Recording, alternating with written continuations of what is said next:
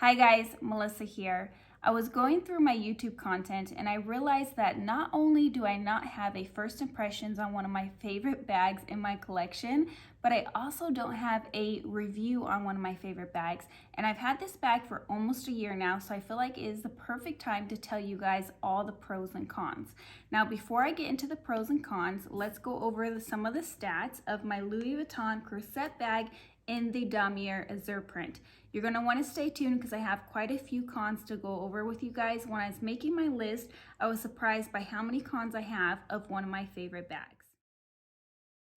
This bag currently retails for $1,960. I am in the United States for reference.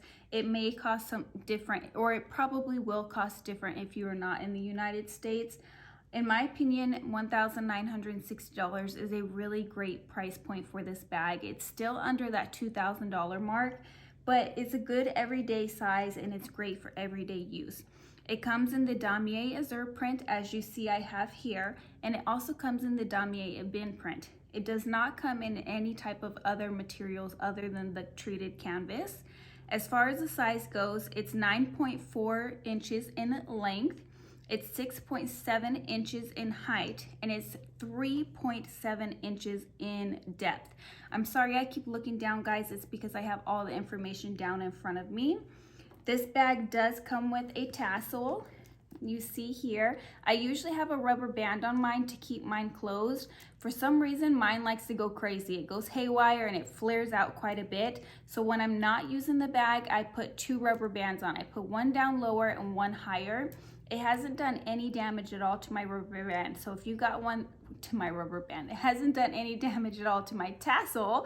So if you guys have a tassel that likes to go crazy also, definitely consider just putting a rubber band around it when you're storing your bag. It does have a vachetta leather that is not treated on the top handle, on this little pull tab here, and the strap along with the tassel here. They're all vachetta leather. I sprayed mine with Apple Guard. It has protected it. I don't have any water spots at all, but I do live in a very sunny climate. I live in Arizona and it definitely has patinaed over time. I recently ordered a, what is it called? A silk bandeau for the top of this. And if it comes in time, I will definitely add a clip of what that looks like on this bag for you guys to see. It has the S-lock closure, which I absolutely love. I think for me personally, it makes me feel a little fancy to pinch this little thing and then open it up. But I know that quite a few people don't like the S-lock closure. It does have a removable strap, but the strap is not adjustable. And then it's got, of course, the top handle. There aren't any feet on the bottom, and there isn't a back pocket, which is quite a bummer if I say so myself. It has a beautiful rose ballerine inside, and then it's got one slip pocket inside of there.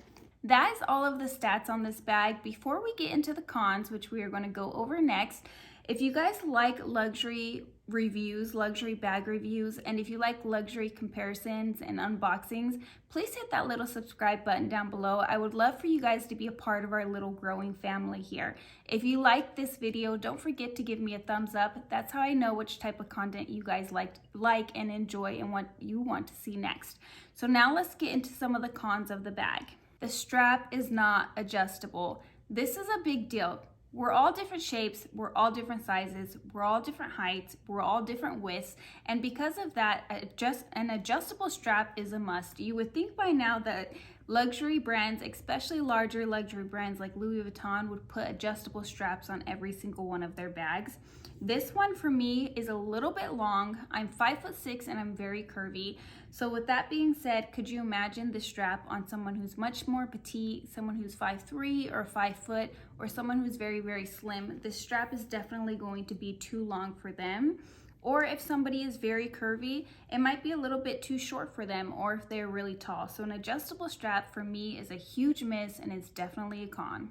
The next con is one of those things that it's either you love it or you hate it kind of a thing. For me personally, I don't necessarily care for it. And it's all of the vachetta leather that you see all over this bag. It's got vachetta on the pull tab. It's got vachetta top handle. It's got a vachetta strap. It's got a vachetta tassel. It's got the little tabs on the side that are vachetta. Yes, you can cover this with a bandeau, and yes, you can buy a different strap for this, but honestly guys, I don't want to have to do all that. I want to buy my bag and have it easy to use. And with the vachetta leather not being treated, it gets water spots, it gets damaged, you have to spray it with Apple Guard, it darkens over time and completely changes a different color, which I prefer the lighter color. So for me, having vachetta on my bag, any bag at all, is a big, huge downfall. Although I do love small bags, this is a downfall for me. You guys, this bag is a small bag. You can fit all of your essentials, but you can't fit everything in the kitchen sink. And honestly, if you want to fit a lot of items in here, you kind of had to play Tetris with the bag. Now for me, that's not a huge con, but I do feel like it needs to be mentioned because quite a few people that I know personally have told me that they have sold this bag for the pure fact that you can't fit enough in here. For me and my minimalistic lifestyle and what I carry inside of here, you guys, I don't need a lot of items, so it's not necessarily a huge downfall for me, but it is a little bit of a downfall when I do want to carry a little bit extra. This last one is more of an annoyance, and I kind of have to chuckle at myself a little bit because it's being quite nitpicky. When this bag is empty, it does not sit up at all. It falls forward. I think it's because the S-lock closure is a little bit heavier and you got this flap that has weight towards the front of it. So if you try to stand it up, you cannot. It will fall forward. So you either have to lean it back onto a wall or onto something, or you have to have a stand for it, which is what I have. So I have it on a stand so that I don't have to worry about it falling. Now when it's full of items, I would say it falls over about 50% of the time. So not all of the time, but about 50% of the time, there's enough weight in here where it holds it straight up, but it is quite annoying to put your bag down and a couple minutes later hear it topple onto the floor. Now let's go over some of the pros. First off, this bag is very versatile. You can carry it top handle and have it be a little bit more dressed up. I like to wear it top handle with a dress and some heels.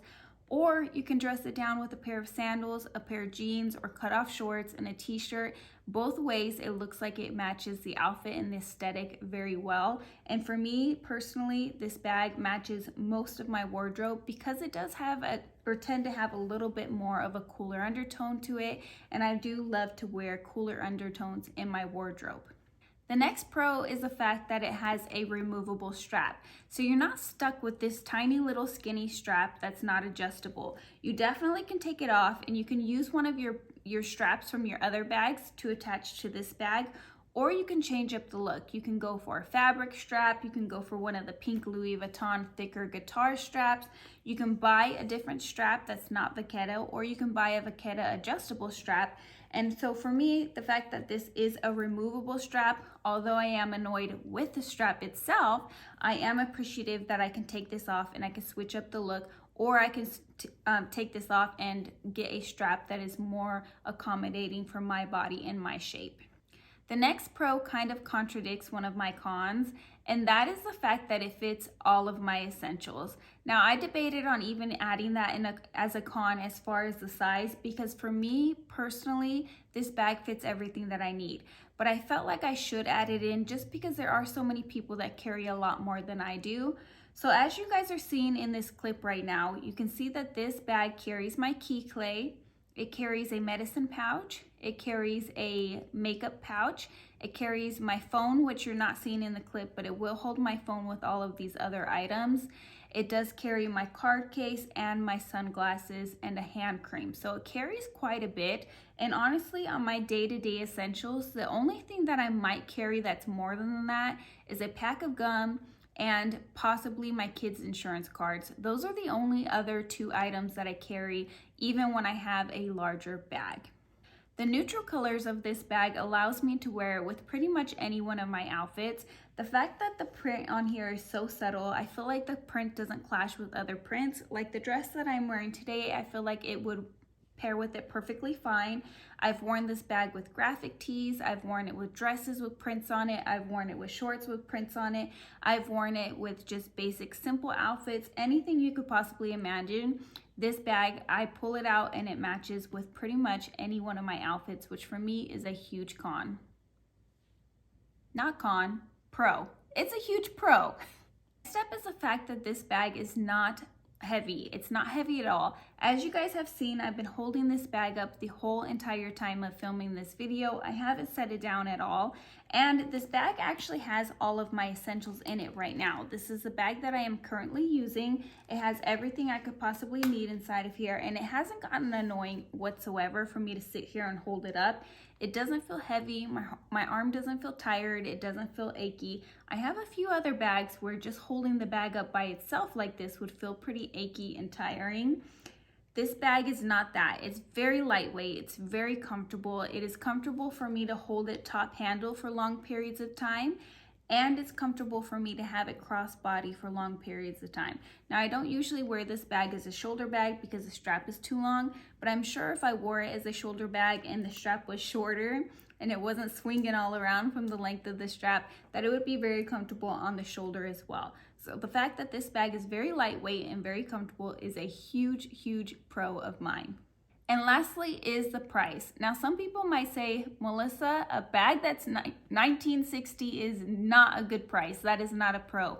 But you guys, we're talking luxury here. And for a luxury bag that has as many pros as this bag has, and it's under $2,000, for me, honestly, you just can't beat that. This is probably my favorite bag in my entire handbag collection at the moment. I really, really love this bag, and the fact that it's probably one of the least expensive bags in my collection just speaks volumes to me. I'd love to know if you guys own the Louis Vuitton Croisette bag. Do you own it in the Damier Azur print or the Damier bin print? And what do you think of this bag? I've heard many mixed reviews. I feel like this is a bag that you either love it or you really don't like it. And I also feel like this is a bag where you either like this bag or you like the Pochette Métis. So let me know down in the comments below if you own both of them, which one do you prefer?